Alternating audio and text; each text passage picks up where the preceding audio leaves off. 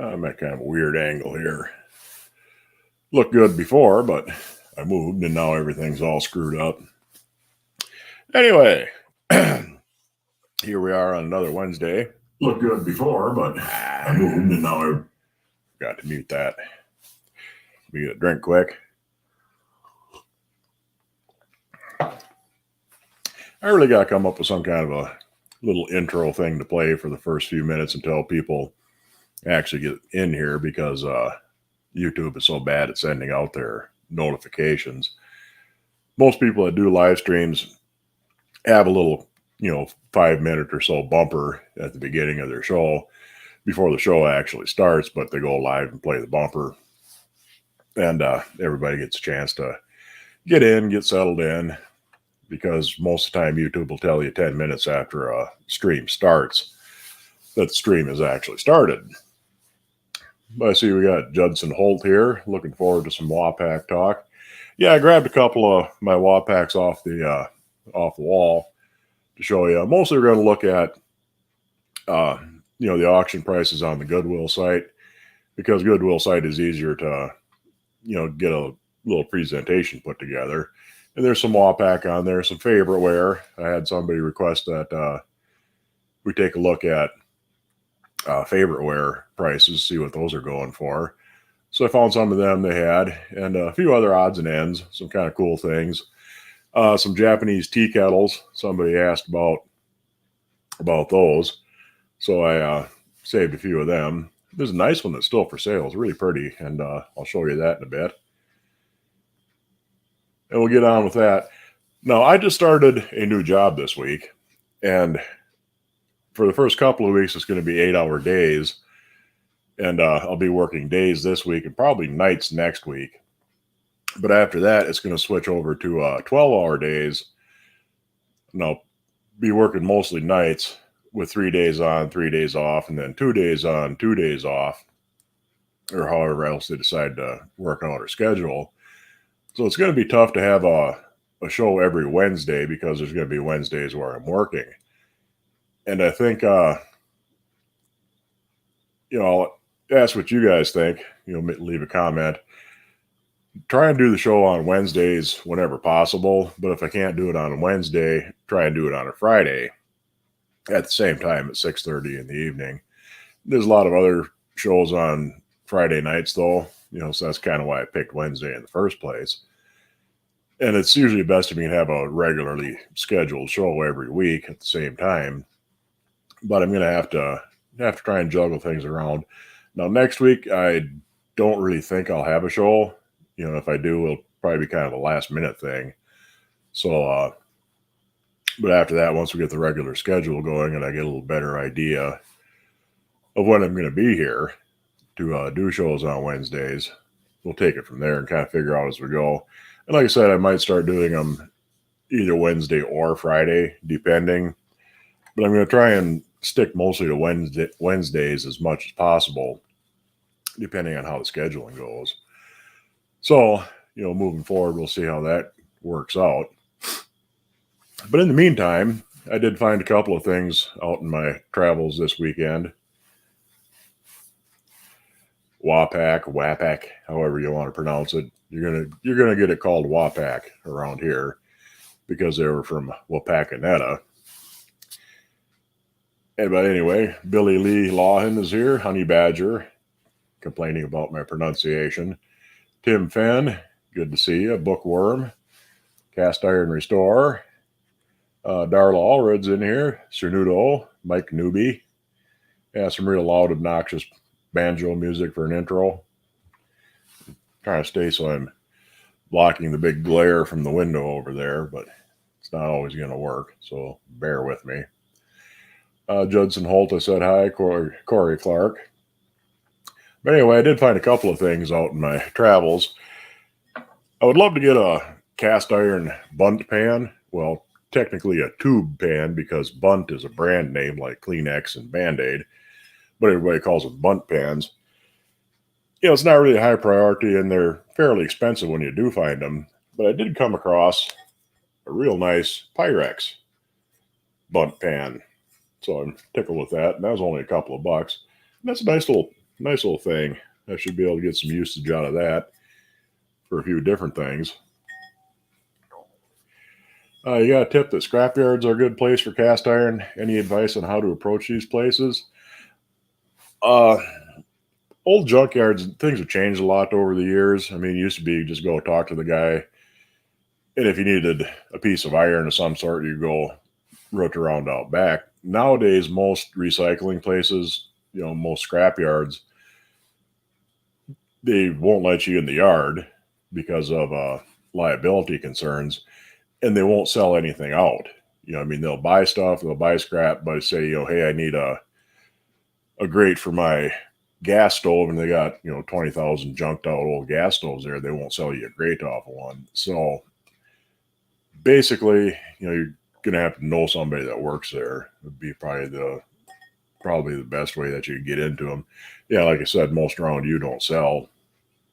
Same way with used auto parts junkyards. Used to be just go out there and pull the parts yourself, whatever you needed. There's still a few of them that do that, but most of them, they won't let you in the yard anymore because of some idiot jacking up a car with a bumper jack and putting a 5-gallon bucket underneath it to hold up and trying to tear something off from the underside and ends up dropping a car on himself. And it's too much of an insurance liability for him anymore. But yeah, the best way to do that would be to get to know somebody that works there. And regular scrapyard. Sometimes recycling centers, or if you have a garbage transfer station with a recycling center, sometimes places like that, they'll let you take things home and reuse them. So you might want to check into that. But yeah, basically try and get to know somebody on the inside would be the best way to do something like that. Anyway, that's my little Pyrex bunt pan. Put him down. And I found a big skillet. Paid $50 for it. That is a number 12 Wagner Ware with the heat ring. And it's got the catalog number on it. So it's after 1924. But before about 1933, 35, Wagner Ware finally got away from heat rings on anything. So that's from the mid-20s to the mid-30s. And like I said, it's a number 12. It doesn't have the number on it, even on the handle, because usually if it has a catalog number, they'll have the number on top of the handle. But you know it's a number 12 because it's a 1062. I mentioned before the Wagner catalog system for skillets, 105, the first three numbers means it's a skillet. And then the size number, so a 1058 is a number 8 skillet. But once you get to number 10, rather than going to a 5-digit number, what they did is they added 10 to 105 and made it 106. So a 1060 is number 10, and this is a 1062, so that's number 12. And even if you can see the catalog number on it, but you can't see exactly what size it is, that's how you can tell what size a Wagner Ware skillet is. But anyway, like I said, that's number 12. That's about a 14-inch pan. You can make a real nice deep dish pizza in something like that. Use it in the oven. Normally, ones like this go closer to $100, and I got this one for $50. Some of the little bit newer ones with a smooth bottom with no heat ring, those are a little bit cheaper. They're usually like $75, $80, but sometimes up to $100 depending on who's selling it. And most of those have a little helper tab to help lift it with both hands. But I was tickled to death to find that. That's a nice pan for that price. Set him over here. Kimberly Miller, good to see you.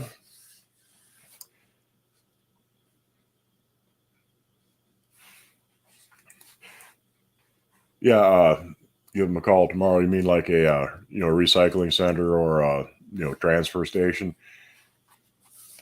Yeah, a lot of times you can talk to the guys there. Like I said, try and get to know somebody that works there is probably your best bet for either one, really. If you got a friend that works at a scrapyard or a transfer station, they can set stuff aside for you if they see pans coming in that you want. But anyway, I'm going to show you the auction prices here in a minute. Some fairly cool stuff on there.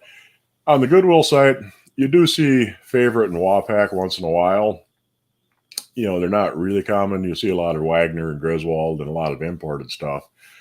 But the Wapak doesn't come up as much, or the Favorite, but they do come around every now and then. And even once in a while, you can see an Indian head Wapak skillet. And those usually go for pretty good money on there because everybody wants them. They're fairly scarce, and there's a lot of demand for them. So they go for pretty high prices even on, you know, auction sites. But let's see here, put him there. Wapak had, let's see, 5 different logos basically. They're kind of an interesting company. They started about 1903, and a lot of their early stuff, they used other people's skillets for patterns. So you see a lot of ghost marked Wapaks that have Erie ghost marks, some Griswold, sometimes Wagner. But you see a lot of Erie ghost marked Wapak stuff. But one of their early logos was the block logo. There's a straight version, and this is the arched version. And you know, they just kind of looks like they cut them with a chisel almost. And this one is I think this might have been a Wagner originally that they used for a pattern, because you can see this kind of area right in here. They've filled something in. They call that butter mark, where they fill in a pattern. You have to change the logo or something like that, but you can see where they filled it in. And there's a little kind of a plus sign right below that. And I've seen several different skillets. They all have that same plus sign. I don't know if Wapak added that or exactly what they did. But, you know, that's number 9. And that's the arched block logo. I don't have a straight one handy. I think it's a straight logo, but it's cracked. And it's buried in my pile over there. They also had what they call the Z logo.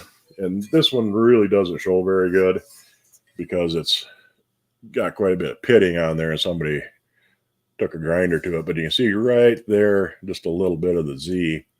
They had a different style of lettering. And off the K on the end, there was a zigzag that came across that underlined the word Wapak. And they called the Z logo. There's also a tapered logo. It's basically the same style of lettering, but the letters get smaller as you get towards the end. So they call it a tapered logo. And then there was the Indian head logo, which I don't have any of because they're expensive and hard to find. And I haven't found any that I can afford yet. Let me set these guys aside. Banging around. Wapak also made an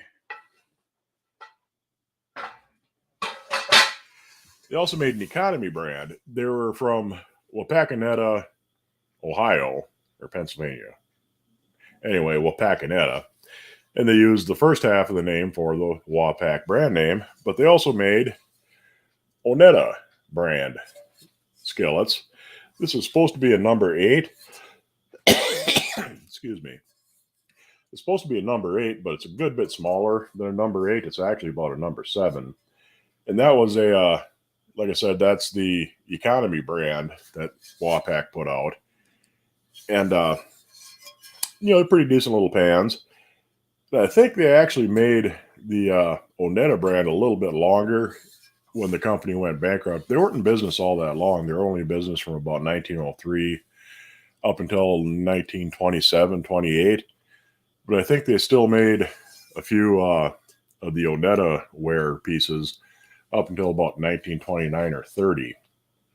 So they weren't around the whole very long time. They were out of business before 1930. And most of their stuff goes for pretty good prices. They did make a full line of things. They made waffle irons, Dutch ovens, Scotch bowls, skillets, you name it. I mean, they made pretty much everything that anybody else ever did. And, you know, it's all fairly, It's not really common. It's not really rare either. Most of the stuff, I mean, there's a few things that are, but it's usually not terribly rare. And but it does go for pretty good prices. People really like it. There's a million variations on the handles. It seems like just about every Wapak skillet had a different handle on it. And they're also real known for their casting quality wasn't the greatest. I mean, it was good castings, but they tended to get a lot of sand shift on the back of it. And that's where, when you lift the pattern out of the sand, when you're making the mold, the sand shifts and it leaves a line or kind of a squiggly mark in the back of the skillet. And it's fairly common. Let me see if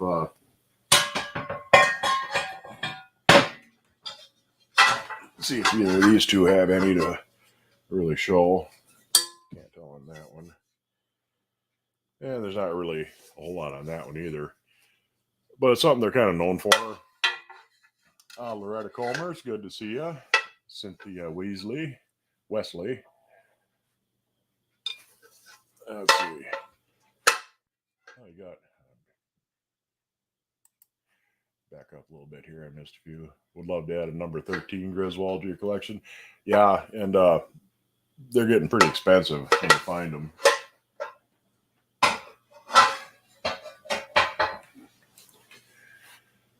Picked up a 9-cup Pyrex coffee pot with the innards and a 6-cup with no insides and a double boiler for $10. Ah, cool. Yeah, I like that. That double boiler is really handy too, the Pyrex one, because you can use either half of it, just as a sauce pot on your stove. It's got the lid for it. And, they make great coffee. The coffee makers do. But $10 for all of it is pretty good.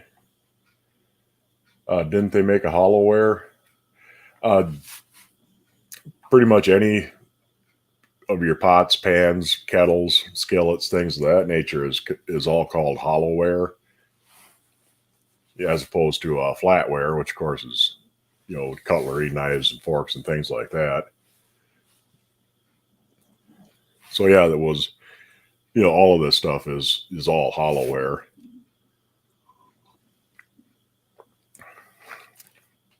Even though it's not actually hollow, it was because the molds were hollow.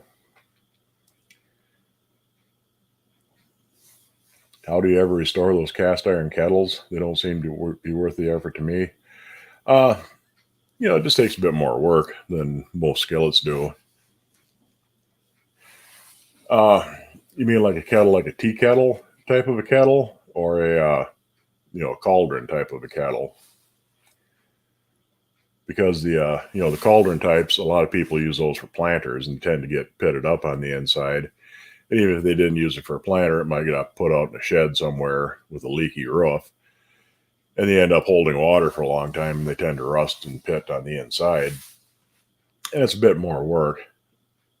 But, cast iron tea kettle, yeah, they're kind of a pain to get on the inside, but, it can be done. But anyway, let's see. Oh, and favorite ware, somebody requested that we look at favorite ware. So I got some of those lined up here too. They had a couple of different logos. This is the favorite best to cook in. And it's pretty similar to what they call the block logo, which had, basically just the favorite Pico ware. And, but the one most people think of when they think of favorite ware is the smiley logo. And you'll see that on some of these skillets I'm going to show you. Tea kettles I've seen, some that are pretty rusty in spots that you can't reach. Yeah, I mean, it's just a matter of making whatever tool you need to get inside there to scrub it out. And you can fill the inside with vinegar, a 50-50 vinegar and water solution to help eat the rust out of it. But anyway, let me share my screen here. You have a tea kettle that's cleaned up just enough to display. You can never get the inside clean. Yeah, and it's not always just rust either. You get lime and other mineral buildup in there that can really be kind of a pain to get out, because vinegar won't necessarily take out all of the mineral ones. see, share screen.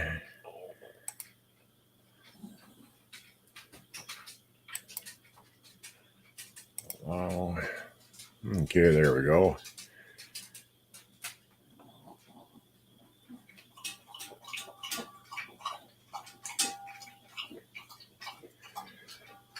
You have a cauldron, probably 25 or 30 you hear of reverse electrolysis.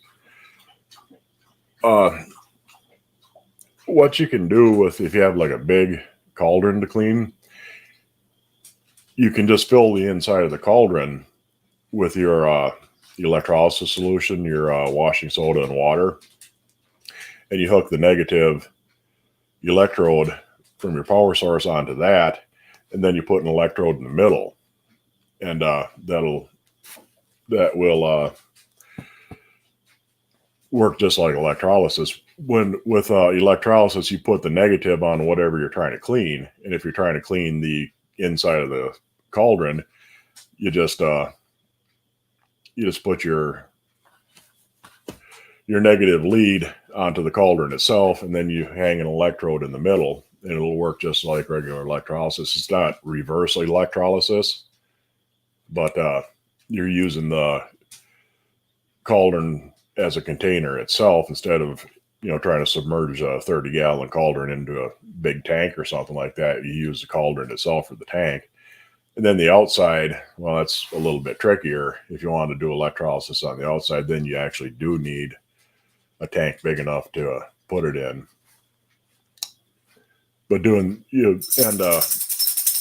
with Dutch ovens, you run into the problem where you put something in an electrolysis tank, you get a shadow effect, and it won't really clean on the inside. A lot of times with even a Dutch oven, you can submerge it and have it hooked up, but you want to put one of your electrodes in the middle of it, not touching, but just kind of suspended in the middle of the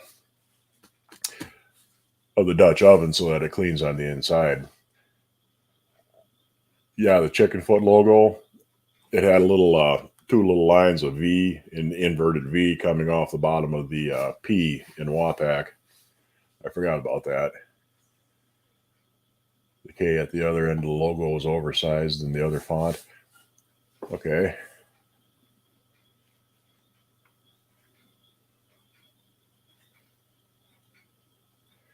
And I started bringing a square with you.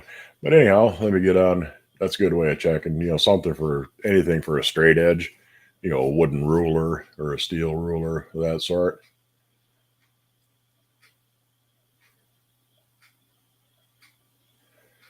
But anyway, let's see. Gotta get my clicker down here. This one here, I'll embiggen this a bit and get it back up here. This was a Smiley logo favorite. I'm clicking on the wrong damn screen. There we go. And a little Wagner Ware skillet. I think it was a number. What is that? That was a Wagner. That's the favorite. That's the favorite Smiley logo.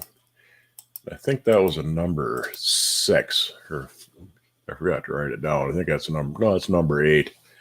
The favorite is a number 8. Looks like it might be bowed a little bit in the middle, but that went for the two of them for $70, and that was mostly for the favorite ware, which isn't too bad of a price unless it's really, really bowed, because most of your favorite ware skillets are going to go for around 75 to 80. For most skillets. The bigger ones, of course, will go for more. You can get smaller ones cheaper.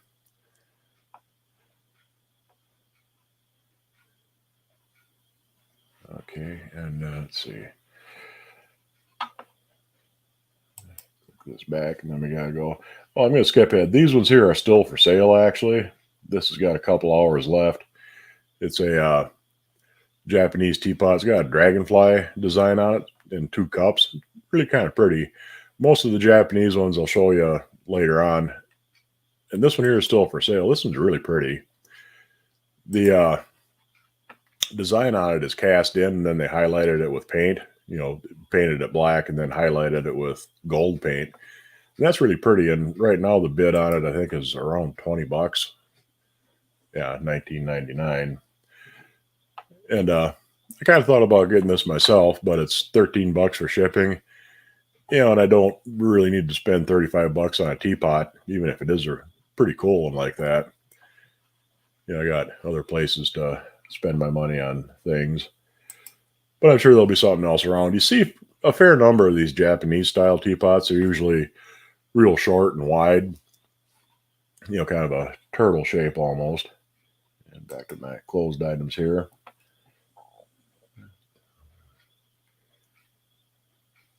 My little side screen here is really kind of small and it's tough to read. This one here, this is another Wapak, but the problem is this one here is the Wapak, and these are two newer lodges. And you can tell that's the Wapak's got a lot bigger ears than these lodges do. And when they show you the back, you can see these are lodge, but they never really give you a good look at the Wapak logo. It's number 5. And they show you the lodge logo, and that's it for the pictures. And in this picture here, even if you blow it up some, you can't see what kind of logo that was. But anyway, the 3 of those went for what they go for. Back.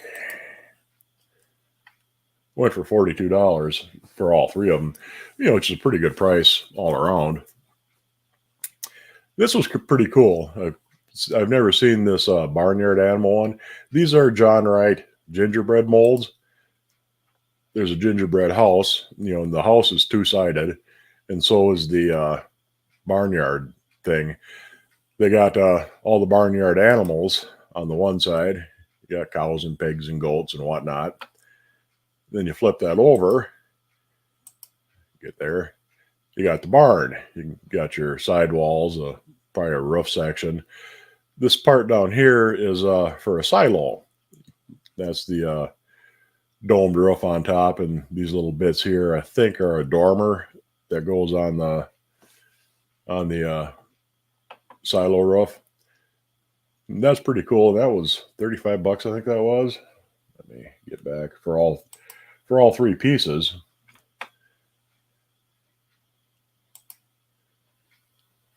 What'd I do? There we go. Yeah, that was 35 bucks for all 3 pieces. Usually the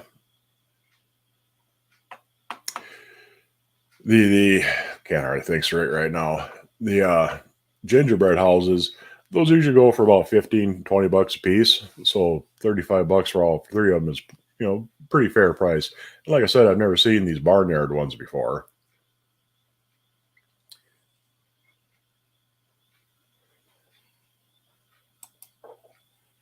And let's see, this has got a Martin in with the bunch of, there's a couple of, see, there's the logo. That's the they call that the hamburger logo because it looks like a hamburger.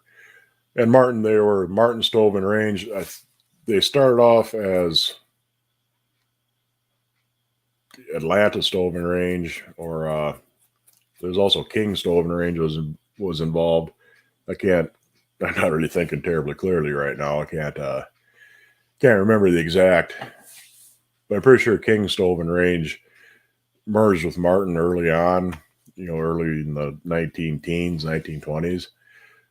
But Martin made this style logo from the early 1920s up until the mid 1940s. And then from the mid 1940s on, they did away with the outlining around it, and it just said Martin Stove and Range without the lines and the hamburger buns on it.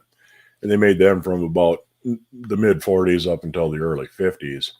So you'll see both kinds of those. And which was a Griswold. Yeah, that's a large logo, number 3 Griswold. That used to be plated at one time. And those sold for, I should probably tell you what they sell for first, be a little bit easier. But those are $77, almost $78. And Martins go for a pretty good price usually too, because there's a lot of people that collect them. Let's see.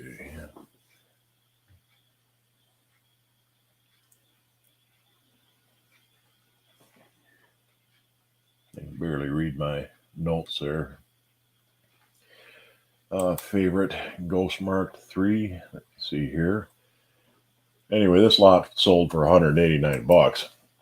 So there's definitely something worthwhile in there. And I think it was,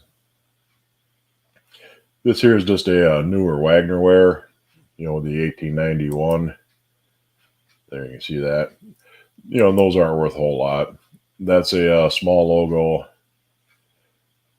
Griswold shallow griddle skillet. Yeah, I think that is. And those go for fairly decent money, even though they're a small logo. There is a large logo, and those go for a lot more. But yeah, this is I'm pretty sure this is a favorite, because there was some unmarked favorite that they made, but you can tell by the heat ring. It looks like the edge of the heat ring is rounded over on the bottom of the pan, and then the bottom of the pan is kind of countersunk in away from it. But up here, it looks like it's got a favorite ghost mark. But the 3 is really clear. So that's probably, what really drove the price on it a lot was between that skillet griddle. Those usually go for, Griswold skillet griddles. Those usually go for about 60, 70, the small logos, 50 or 60. But, some kind of oddball ghost mark favorite like that, somebody would definitely want that.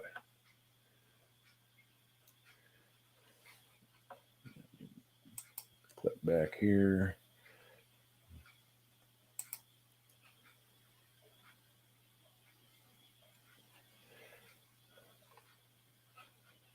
You just discovered you have a number 9 Martin hamburger logo.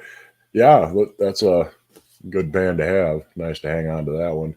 Number 9, something bigger like that. Those usually go for around 100. Either side of that. You're driving on the highway. You need a little help identifying 2 unmarked camp ovens. You scored a gate marked Spider 10-inch. You forgot my email. It's Mudbrooker, the Mudbrooker, all one word, at yahoo.com. Yeah, you can send me some pictures and I'll take a look at them, see if I can give you any kind of information. The gate mark Spider, probably not, but get an idea of the date range on it at least, maybe.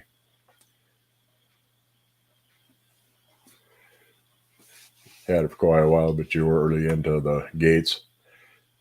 You have a large logo, Griswold skillet griddle. Yeah, those, like I said, those go for pretty decent money. This pan here sold for 60 bucks, and it's a gate marked skillet. But I think this is a recast of something else. This is a newer design, really, than most gate marked skillets are. Whoops. It's a newer style of design. It looks like it could be an Erie or a Wagner even from the 1890s up until 1910 or so, but it's gate marked, and they don't give you a good enough picture to see if there's any ghost marks on it. If somebody used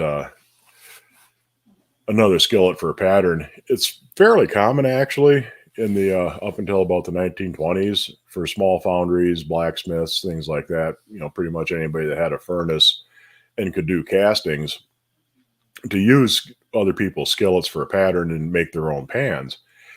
And they were usually the old style gate mark on the bottom.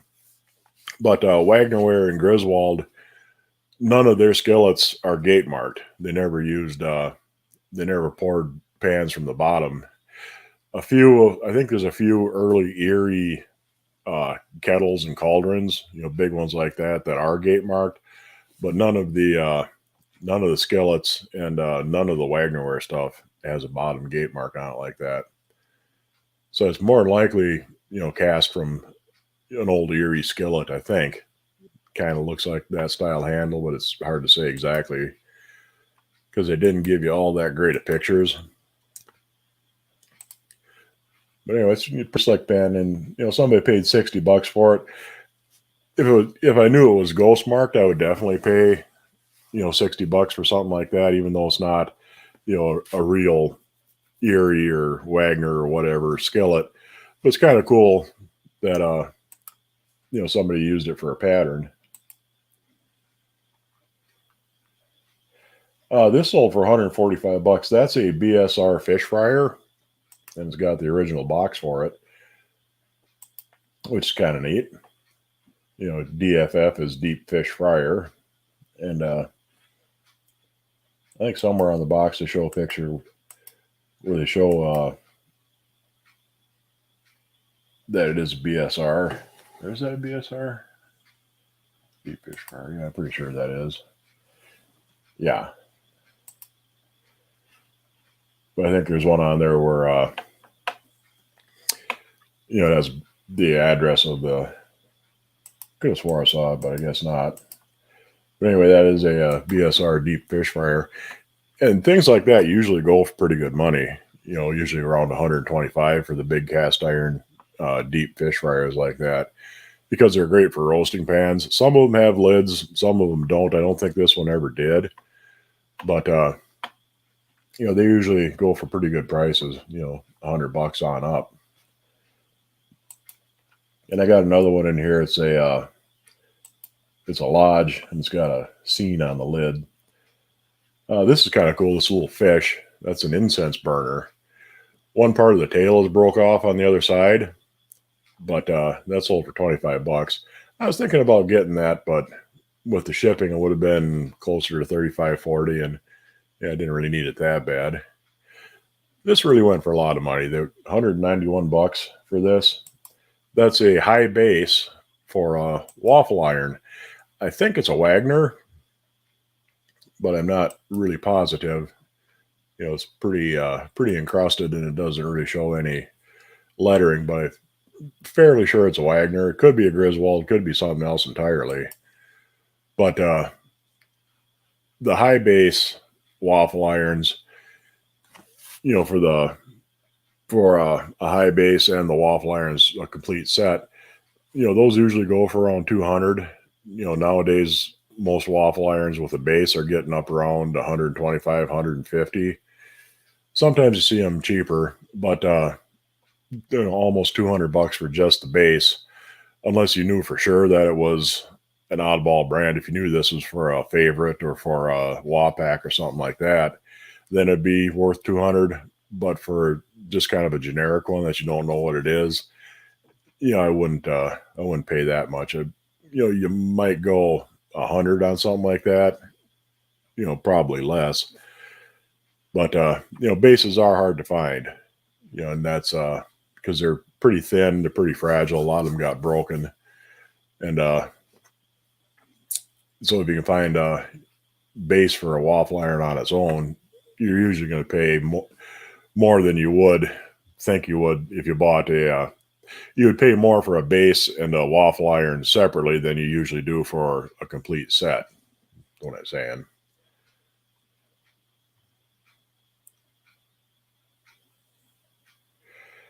Do I know if King's made the Perfection logo or if that was a Martin thing? Not right offhand. I don't know if it was King's or Martin that did it. But yeah, like I said, King and it was King's and Martin. It started off. They merged early on at some point, early in the 1900s. Let's see, get back out of this. But yeah, $200 for that's too much, really. Unless it's something really, really rare and unusual. I got 3 of these fish molds in here just because this one sold for $24, which is really cheap for a fish mold like that. This one sold for $40, and this one sold for $66, $65.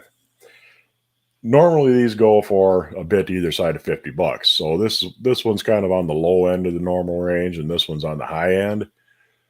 And that $24 one is a hell of a good deal.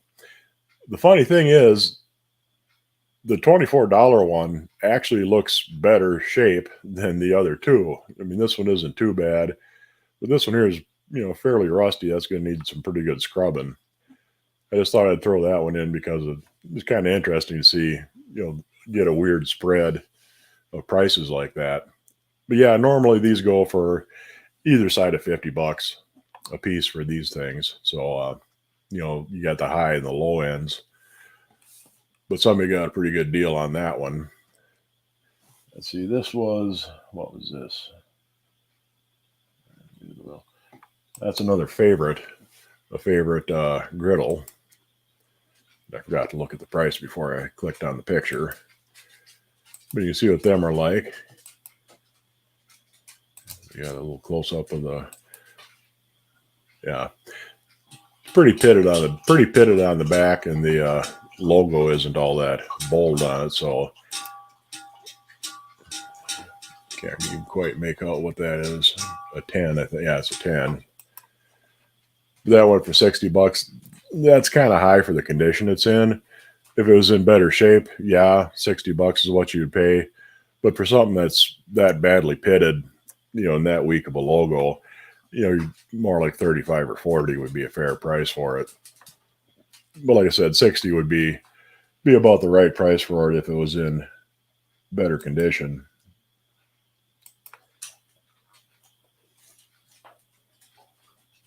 Come on, there you go. There's that. Oh, this is a block logo favorite. And I forgot to look at the price again. It's got some schmutz on the outside there. Needs a good stripping down. But you see, that's what the favorite block logo looked like. Now, in all the books, they always say from 1916 to 1935 for all the logos. But I'm pretty sure the block logo was first. And then after that came the favorite best to cook in for a while. And then the smiley logo came in later, probably, early to mid 20s with the smiley logo. But that's favorite block logo. What that one sell for? $70. Yeah, and that's about the price that they go for number 7s, number 8s. So that wasn't really out of line. So you can usually, a lot of times you can talk down the price if you're somewhere where you can negotiate. If it's hasn't been refinished like that, you probably could have picked that up a bit cheaper if you could haggle with whoever was selling it. Let's see, which is this? That's $71. That's another smiley logo, a number 8 favorite. That one's in fairly decent shape. You can see the logo is a lot more clear. A little bit of pitting, a little bit of surface rust on the back, but it's pretty decent shape overall. So, that's pretty fair. That's pretty much the going rate for smileys. Oops.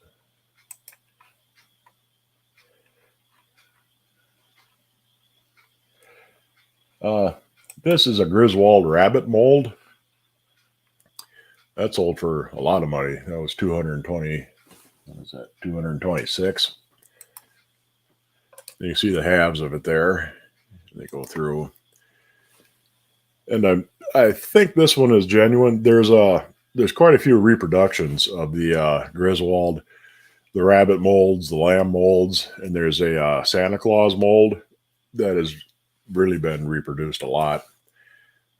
But this one's got really good casting, really good detail. Usually the fakes, they look fake. I mean, they just don't have the quality of the casting or the detail on it.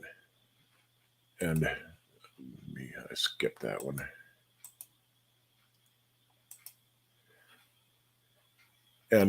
But I'm not quite sure about this lettering.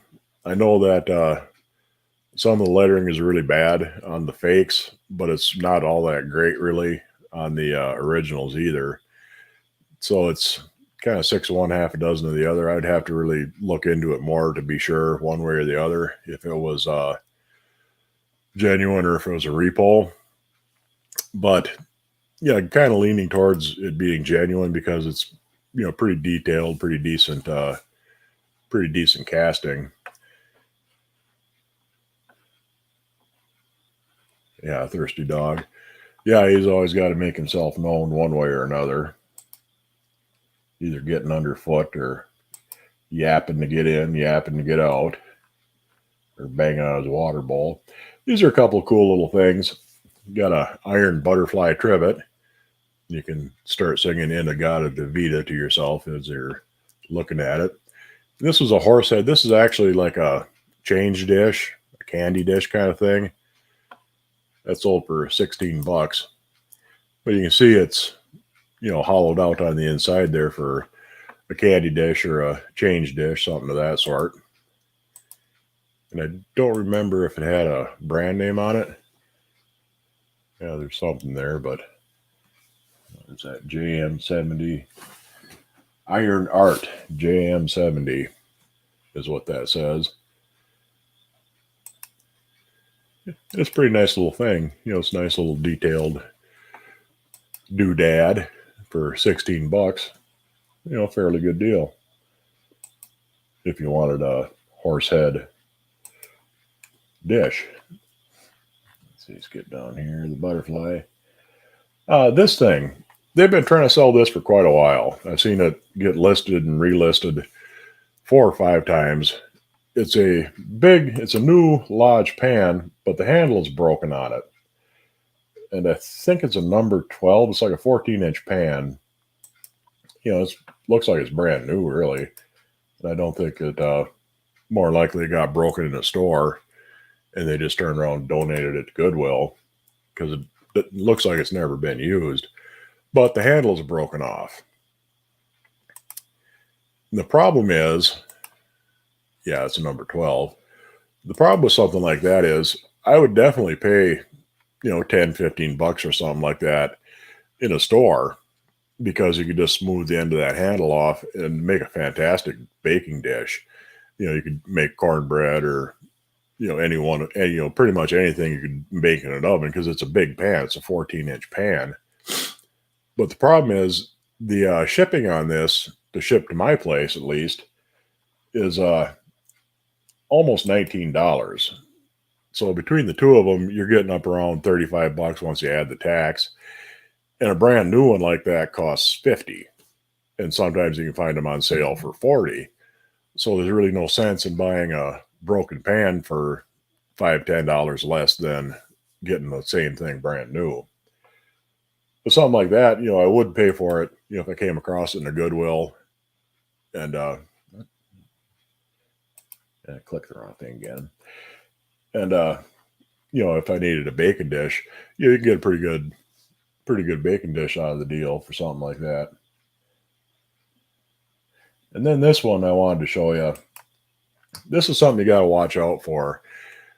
I'm 99% sure that this pan has been used for melting lead because, let me see if I get a little closer look at the inside. Well, it's been used for melting lead. Lead slag is white, and especially this bit right up in here, that looks like lead slag. I mean, it's big, thick, heavy buildup on the surface. Sometimes pans will have kind of like a white, mildewy, moldy stuff on them, but it really looks different than lead slag does. And another big giveaway is the back of the pan. You see how that's been burnt? I mean, that's obviously been exposed to a pretty high heat. And it's actually blued, the iron. The iron's actually turned blue. Iron and steel start to turn blue at about 700, 750 degrees. Lead melts at about 650. So this looks like somebody put it over a propane burner and used it to melt lead. So you're definitely going to want to watch out for something like that. If it looks like it's been, the back of the pan has been burnt, if it's blued, you can see, let me get another look at the back there. You can see there's kind of carbon built up around the outside, but it's not the carbon you get from cooking.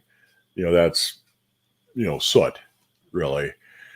And it's blued, and it's obviously been really heated hot. Don't buy it. Just step away from it. If you ever have any doubt, you can get those little lead test swabs at most hardware stores, home improvement centers. They usually have it either near the paint department, or a lot of times they'll have it by the smoke detectors, the lead tests, the mildew test, mold test, that sort of thing, home safety type of stuff. It's probably not a bad idea if you do a lot of flea market shopping and things like that to, just carry a couple of them little swabs with you. And if you have any doubt, you can just swab it right there and you'll get an instant reading on whether or not it's been exposed to lead.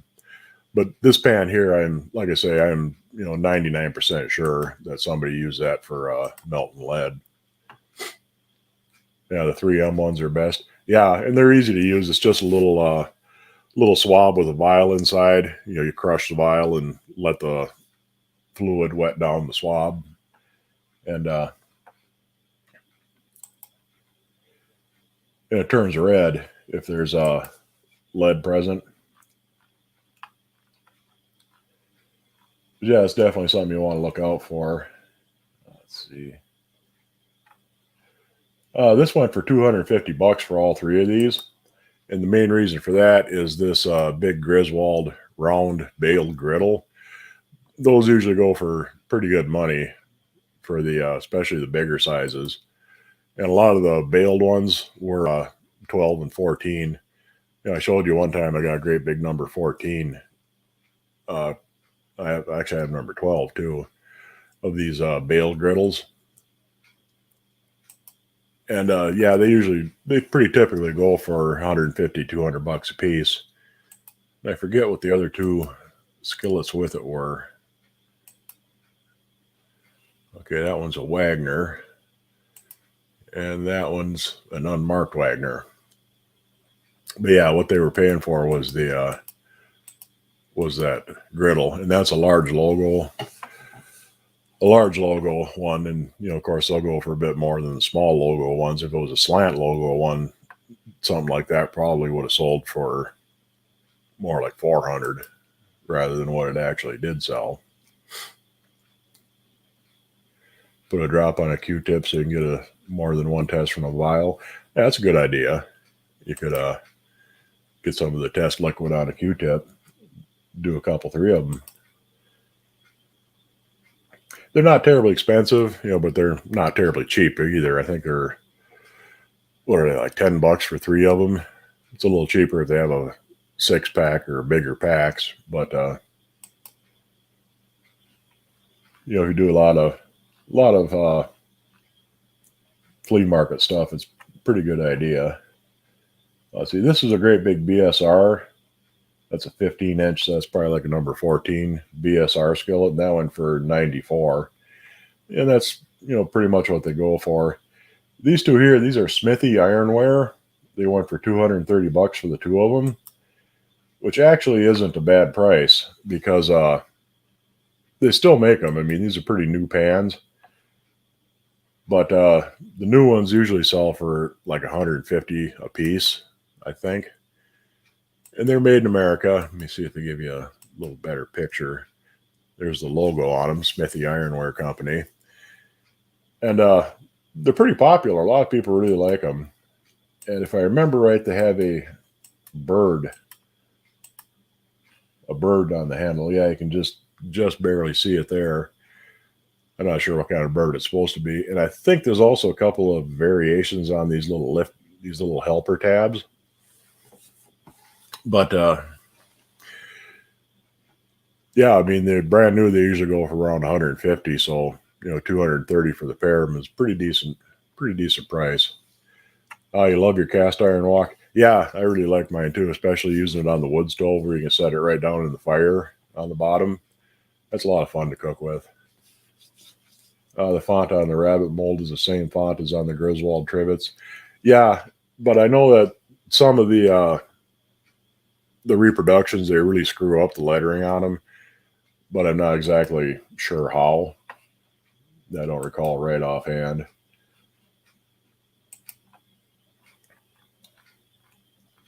And like I said, the casting on looked to be pretty good quality casting, and usually the reproductions are pretty bad.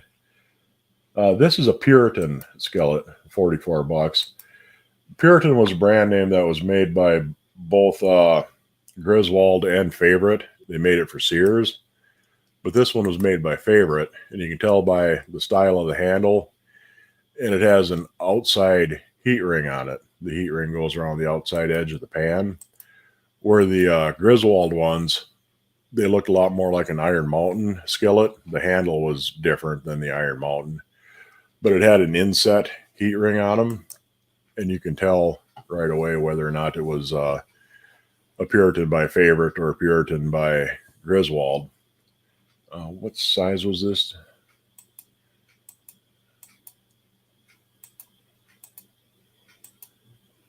Maybe it says on the description. Yeah, it doesn't say. You'd have to kind of look in the description, see if they have a measurement on it.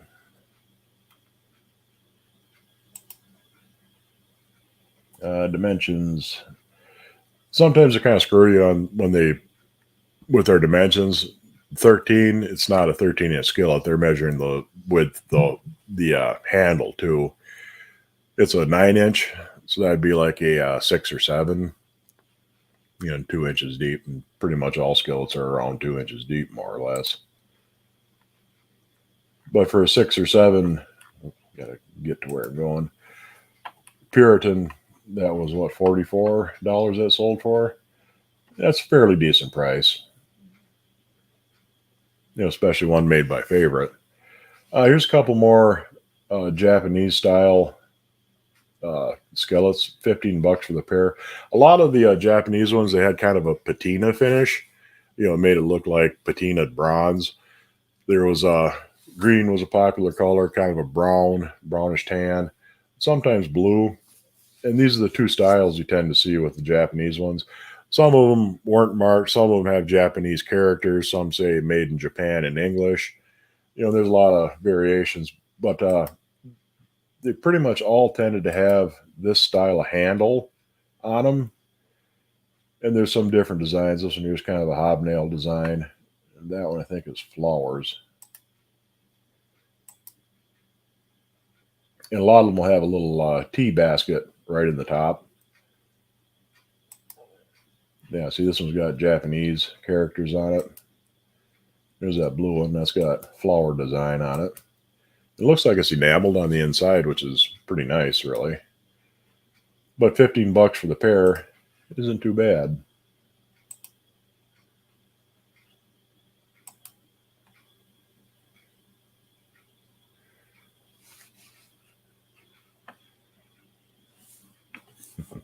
You bought 2 John Wright pans, zoo animals and seashells. Yeah, I got another John Wright pan here. I'll show you here once I get down to it. $15 each. Look like they've never been used. Still no gingerbread house. Yeah. Yeah, the gingerbread houses aren't that uncommon. I don't know why you're really having a problem finding it. Let's see, what's this? Oh, this is a Western Foundry. 7.5 inch, so that'd be like a number 5. But that's a my pet or me pet, however you want to pronounce it. Let's see if you got a little better picture of the logo. Not really.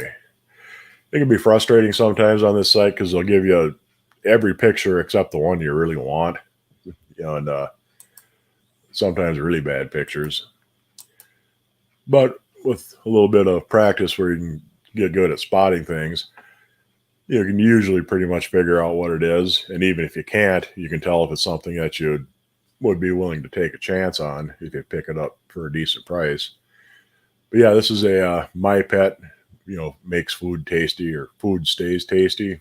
I forget what the phrasing was, but that was made by Western Foundry of Chicago. And you see them. I picked up the hot air balloon mold the other day and a circus animal one. They're fun to collect. Yeah, and a lot of people do collect the John Wright molds because they made just zillions and zillions of different styles, different designs. The dinosaur molds usually go for pretty good money. A lot of the other ones are less expensive, but dinosaurs are really popular, so everybody wants one of those. Let's see, closed items again. It'd be nice if this would just take you back to where you were when you click back, but it doesn't. And here's another Japanese teapot. It's a little flatter. This one's got koi on it. It's pretty slick. Got some nice fishies on it. Yeah, and this shape was really common. And like I said, this style of handle, this kind of thick handle that tapers down towards the ends, was real popular with them. There's a close up of the fish.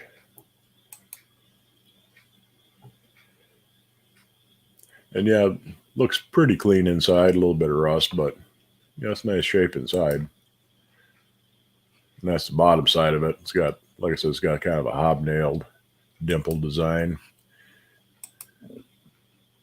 And that sold for $8, which was a pretty good deal, I think.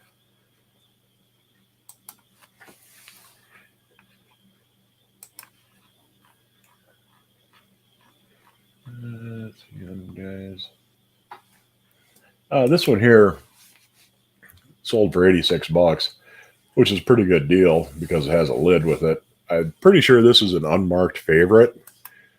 They don't show you the inside of the lid, but favorite used that style of handle on it with those kind of little feet on it. It'd be nice if they showed you the inside of the lid, because then you could definitely tell if it was at least a favorite lid. But looking at the bottom of the skillet, that's looks like a favorite heat ring. It's kind of rounded over instead of being a square edged heat ring like most inset heat rings are. And I think it's a little bit close. No, there's nothing closer on the back, but I'm fairly sure that's a unmarked favorite. Definitely looks like a favorite lid. But $86, that's a pretty good price. It's a deep chicken fryer. Most just a generic price for a chicken fryer with a lid is they're around $40 to $50 for pretty common ones. But something that's more likely something scarcer, like a favorite, is definitely worth it. I'm on the wrong. I'm the wrong one again. Hang on here.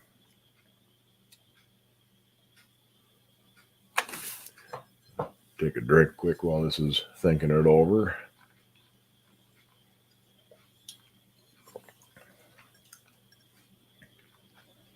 Let's see, Puritan Western Laundry. Oh, this 3 vintage marked but illegible cast iron skillets for $121. There's one of them that is not illegible, and that's probably where a good part of the price came from. That one there, I think, is a Lodge. This is definitely a Lodge. It's the Lodge block logo that they used in the 20s, like that skillet I showed you last week that I got with the lid. And that's probably where most of the price of this one came from. This could be a Griswold. It's got pretty big ears, and it could be a heat-ringed large logo Griswold. Well, no, it's got an 8 up there. That's still a pretty big eared pan. So I'm not quite sure what that. Well, that one there that's definitely a Lodge. It's got one notch up there, and the 8. Is that the same pan though? Can be kind of hard to tell sometimes. It's got the raised molder's mark, and it's got an 8 up here. It's got at least one notch in the heat ring. So you got a couple of old Lodges and one that may or may not be a Griswold. So yeah, $120 is definitely worth taking a chance on, because those straight logo Lodge ones like that, those usually go for 80, 90 bucks for just the skillet. You know, and quite a bit more if you got a lid for it.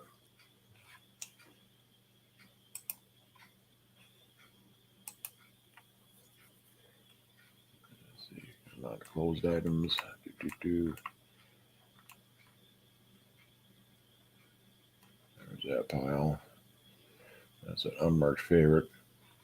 Huh, they changed order on me. This one here went for $76. That's probably a Vollrath. It's hard to say for sure. You can see there's quite a bit of buildup on it. But once you flip it over, you can see the handle. That looks like a Vollrath handle. It's really hollowed out around here. And this rib goes all the way from the side of the pan all the way to the hanging hole there. So it's probably a Vollrath, but even if it's not, that's it could be an old straight logo Wagner, or it could be even a Griswold or an Erie. So no matter what you would what you got, you probably wouldn't be disappointed in it for 75 bucks.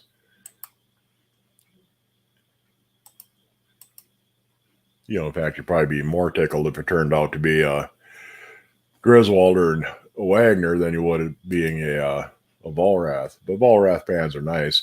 You know, and like I say, you can't see anything on the back, so you'd be taking a chance on it. But it would be a chance worth taking. You know, something like that you can usually get a bit cheaper in flea markets and antique shops if they're not cleaned and you can't really definitely identify them. But you can definitely tell that that's a pan made sometime, you know, before probably 1930, 1940 for sure, but more likely something that's 1920 or older. So, you know, it's kind of a chance worth taking. 76 is a bit high, but not really too far out of line. You have a number 12 Erie pan. What is that worth? Pretty fair bit of money. A number 12 Erie, you know, especially bigger pans like that get real expensive real fast. So it could be, you get anywhere from 150 on up for something like that. You know, anywhere from 150 to 250, depending on, you know, exactly what it is and how cleaned up it is. But it's definitely a valuable skillet. Yeah, I like Vollrath too. You know, they cook real nice. They're a little bit heavier than some of the other ones, but you know, they're good pans. This one is a Chicago hardware foundry. It's not hammered, it's the smooth finish. But you can tell it is because it's got a inside a diamond, and the non hammered Chicago hardware had either a number or a letter in a diamond for a logo, and that's how you can identify them. I don't remember if they show the inside of the lid, but that looks more like a favorite lid because it's got those little kind of teardrop feet at the base of the handle. And it could still be that this was an original pair because Chicago Hardware Foundry bought out the patterns and the Holloware stuff from Favorite. So they might have made a Favorite lid and made it up to a Chicago Hardware pan right at the factory. But yeah, this is the smooth. That sold for 90 bucks, and that's about what something like that goes for too. You know, it's not really too far out of line. You know, especially, you know, pretty much anything with a lid. You know, you're usually going to be looking at minimum 75 bucks on up to. Why do I keep doing that? Keep clicking back too many times. Snagged a marked Vollrath number 4 at auction a few weeks ago for $5. That's a pretty good price. There's a Canadian brand with a diamond on the bottom. Yeah, I know what you're talking about, but there's a bigger diamond. And I think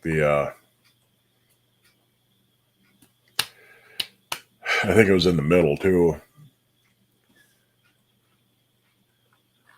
Let's see, get back down here. Let's see, where was I?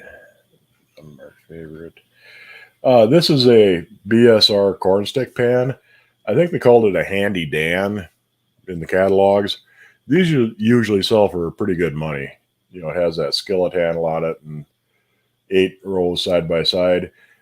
I think they started them in the early 70s, you know, so they're not really, really old, but there's a lot of demand for them, and they usually go for anywhere from 75 to $100. And this one, you know, was 102, so that's about right. Here's another fish fryer. I'm not sure the brand on that, if it's Lodge or BSR, but $125. And yeah, they pretty much go for that. This guy I found shortly after I got my broiler pan for the stove, and this is another kind of broiler. You know, it's got 2 sides that open up, and you put your steak in the middle. But you can see this one had one of the bars was broken in the middle, and there's some name that you can't make out on the inside of the handle. I probably would have bought that if I hadn't already found that Wagner broiler pan.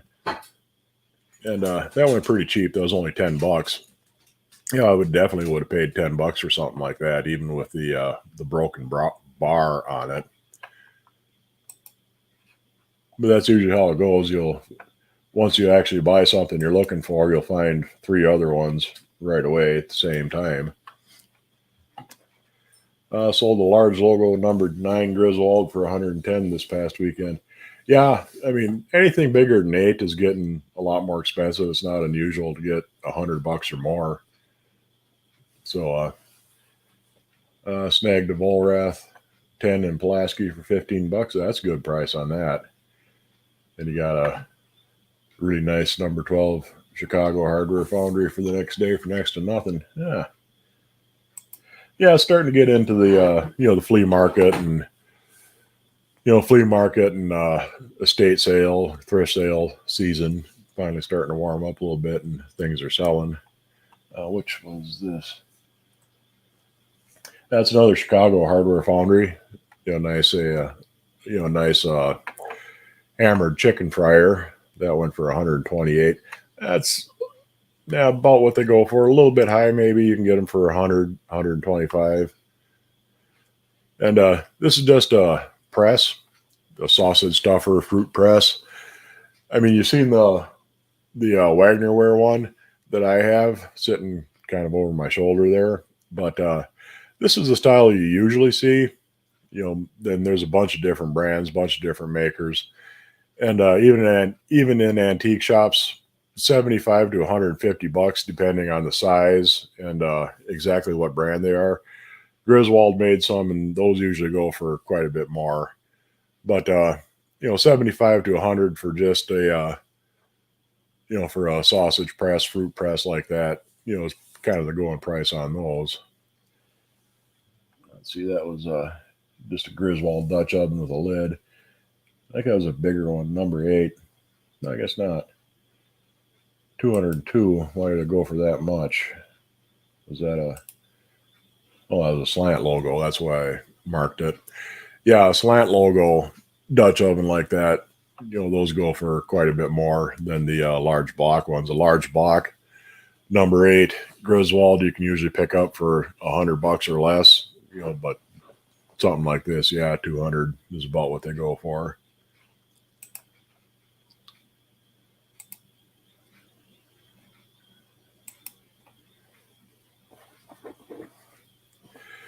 I got a number 7 griddle that looks like an Erie, but there's no markings at all. Did they make an unmarked or just a copy? There's a lot of unmarked griddles, and they can be kind of hard to tell apart. Lodge made an unmarked griddle, just had a number on it, and you see quite a few of them around with just the number. And then there's some other makers that made them. So yeah, it's probably gonna be kind of hard to figure out exactly what it is. Is it hammered? That Dutch oven, yeah, that was just a smooth one. But it was a slant logo, which is why it went for that high. Here's another John Wright mold. That's one I was talking about earlier. That's kind of a cool one. That's a desert scene. You got a coyote, an armadillo, you got a cactus, a sun, a moon, a star. That's a pretty neat little thing, just because it's cool. And I hadn't seen one of those before. But like I said, John Wright made pretty much any sort of shape you can imagine. And a lot of that stuff was dated. This is 1988. It has at least a copyright date on it. It's kind of nice because then not necessarily when it was made, but when they would design the thing. And that went for $27.87. And something like that. It's unusual. I definitely would pay $30 or something like that, just because it's so damn cool.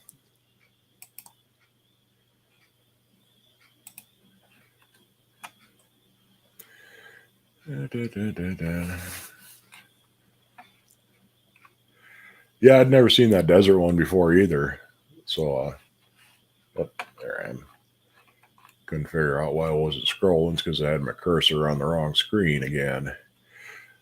This went for a lot of money. This is a Big Lodge fish fryer, the Sportsman cast iron, but it's got a duck design on the lid. And that went for $400, which is what they do go for. I mean, they get a lot for the ones with the designs. If they show you a decent picture of the lid, you got a duck over a swamp. And that was for their Sportsman grill. For I got skipped over a picture, did it? For their cast iron Sportsman grill. It would have been nice to get a little better picture of that lid, but it is a really cool design. So $400 is definitely what things like that go for. I mean, you can see what they're getting for plain ones without a lid. 100, 125.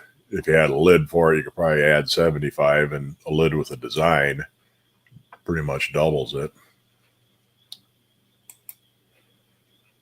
But if I recall, Lodge made a few different designs for the Sportsman grills with lids. I think they had a fish one and that duck one there that you just saw. Getting towards the end here. Which is this? This was a Sydney. The Sydney Holloware company was in Sydney, Ohio, along with Wagner. And Wagner bought them out in about a little before 1900. And but this was actually made by Wagner. The older Sydneys had a different logo. There was one that had a kind of a cursive script named Sydney on it. And then there was one that was more of a block. But the Sydney in quotation marks is when Wagner owned them. And they kind of sold it as an economy brand, but they realized that they were competing against themselves with their national brand that they already had out. So I can't remember if they sold the name or if they just discontinued it. Probably about 1912, 1915 in there somewhere. And there's also some of these Sydneys, there's skillets and griddles and things like that. There's also some of the Wagner made Sydney that has a star underneath the name. So you'll see them once in a while. But that went for $126. Yeah, it's kind of high for that. Something like that usually goes for more like 100. If it would have been an original Sydney when the Sydney Holloware was on their own from the 1890s, it would have went for quite a bit more than that, though.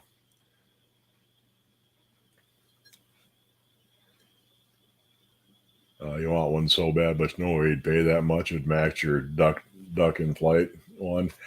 Yeah, they like I said, the ones with the designs on the lids really go for big money, 350 to 450 a lot of times.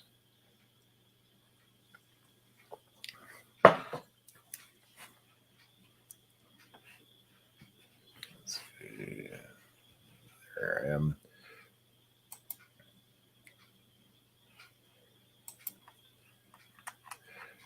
Well, we're almost through them. Let's see, which is this? That's another Puritan. That went for 66, and that's about what Puritans go for. 11-inch. I think that's a number 8. Could be a number 9, but they're not always all that accurate on their measurement. But it's more likely a number 8. That's a Puritan, but you can see it's got the outside heat ring on it, so that's a one that was made by Favorite. The Griswolds had an inside heat ring, but the Puritan logo was the same on both of them. Does that show? Yeah, you can see that's number 8.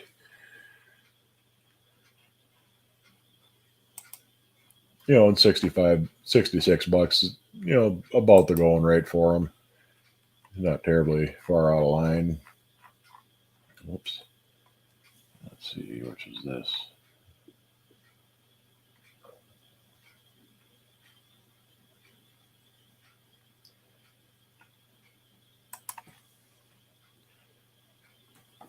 I didn't put any note on this one, and I forgot why I saved it.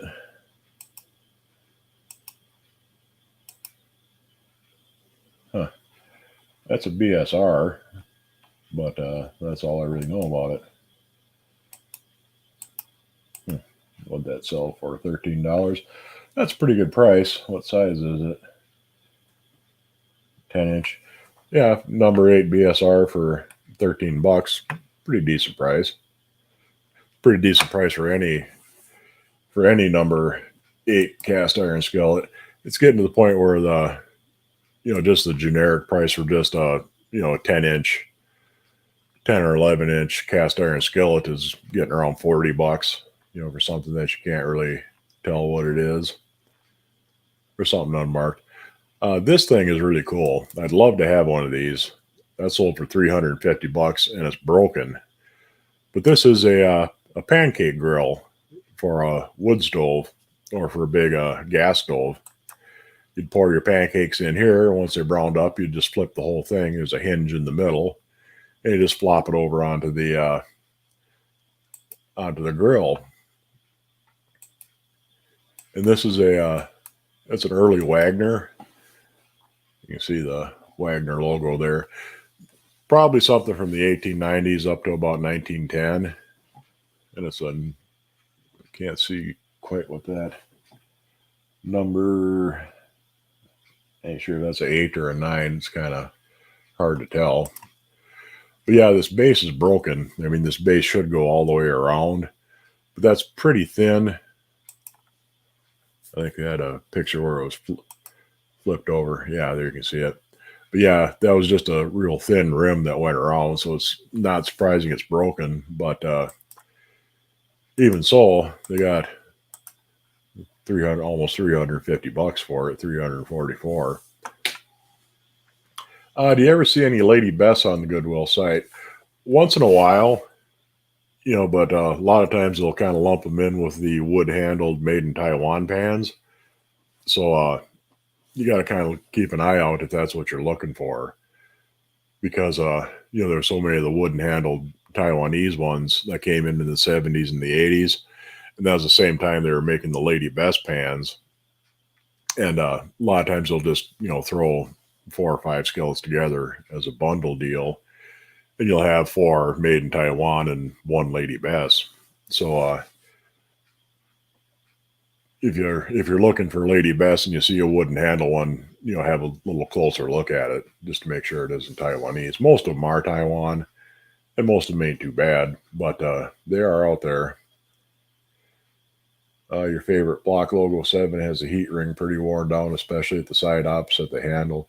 Yeah, that's pretty common, because you'd slide them across the top of a stove, especially a wood stove, and they would wear them down on the side away from the handle.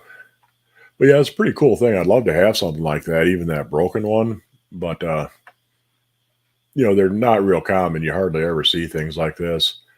And 340 bucks for it ain't really a bad price, even broken. I mean, I'd be willing to bet if it wasn't broken, that would have went for 500 or 600 easily, just because they are a real uncommon item.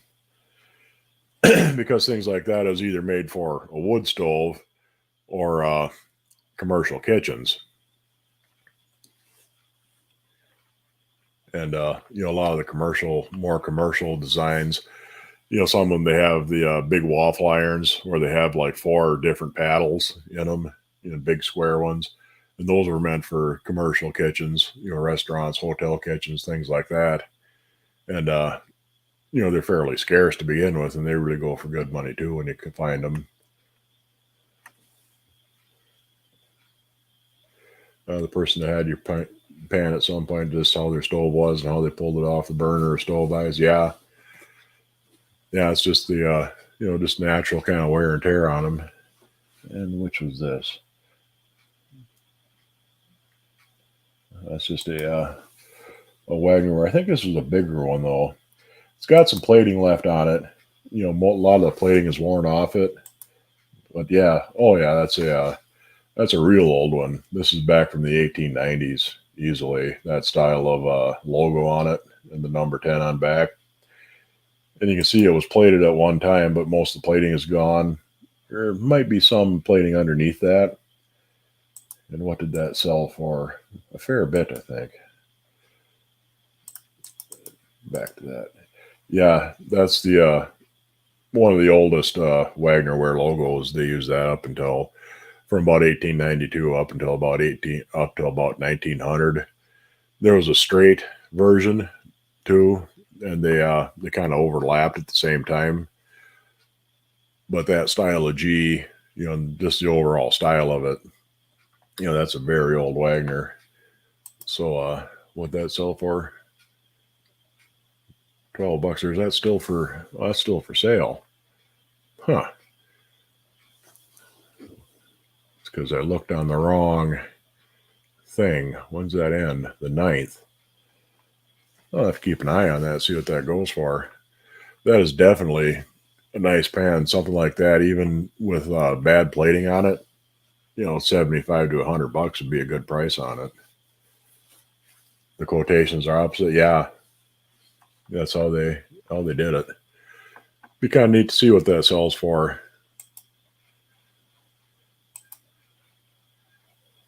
But that was on the wrong page. I think we just about finished up anyway, though.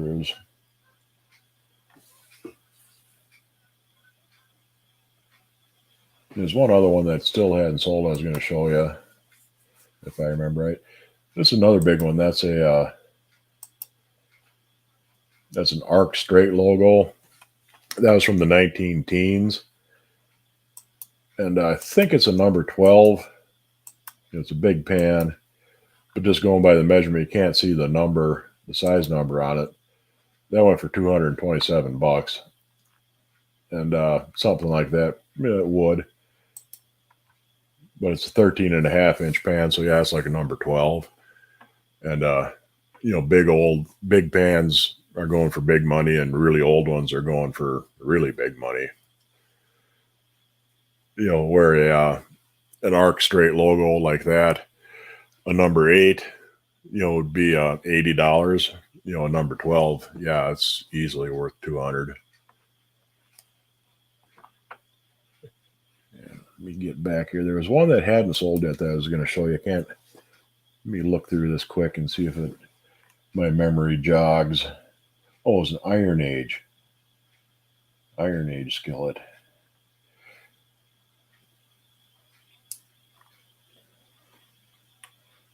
Come on, where are you? Iron Age was a brand name made by a company that I'm drawing a complete blank on. I looked it up for a guy a couple of times, and I've seen them around and looked it up, just trying to figure out what they were. They were made mostly in the 1930s, and they had this brand Iron Age, number 8, and I just completely blanked on the company that made them. But it's already up to $37, and it has 3 days left on it. It'd probably sell for 50 or 60 would be my guess. Maybe a little more. It's hard to say. It's got 3 days and it's already up to almost 40. So maybe 60 or 70. But I'd like to have one of them too. They're kind of a neat one. And I forget the name of the company that made them, but they made them under that Iron Age brand name. In fact, I think somebody asked me about it, and it's in one of my older streams, but I just can't think of it. But anyhow, that was what I had to show you. Let me see here. I'll get my cursor back up here and stop the screen. There I am. I grabbed a Wagner Sydney. Just kicked ahead here. Grabbed a Wagner and Sydney Arc logo pan for $20 the other day. Yeah, that's a good price on that. I was following the items I like. The fun starts at 17, 5 days, and then the price skyrockets. I'll stick to my thrift stores. Spoiled paying way less. Yeah, I mean, you're always good to get everything you can as cheap as you can.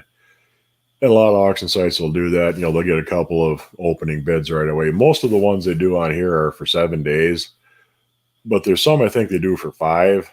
So you'll kind of want to look at the 5 and the 7 days for your, just kind of tracking things, the newest stuff on there. But yeah, they'll sit right until the last moment, the last day. They'll go from $10 to $100 on you. You think you might be able to get something fairly cheap, and then all of a sudden the price takes off on you. But it's like that on, any auction site.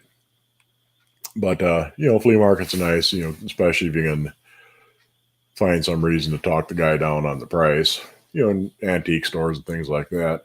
But at least, keeping an eye on auction sites, you can get a fairly good idea of what things are selling for. And, not always necessarily a great idea on what they're worth. But things that actually sell, people are actually paying that much for it. Like you saw, I mean, sometimes they go for more than they should, and sometimes less. But after a while, you will start to get a handle on kind of what the average is. And that's mostly what people are paying.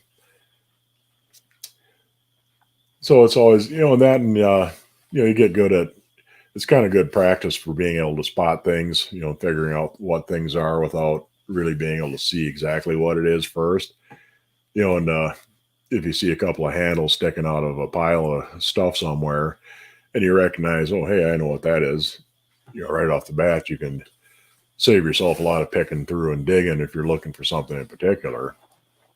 And it's, it's nice practice for identifying things and getting to see a lot of stuff that you normally don't get to see, like that pancake griddle.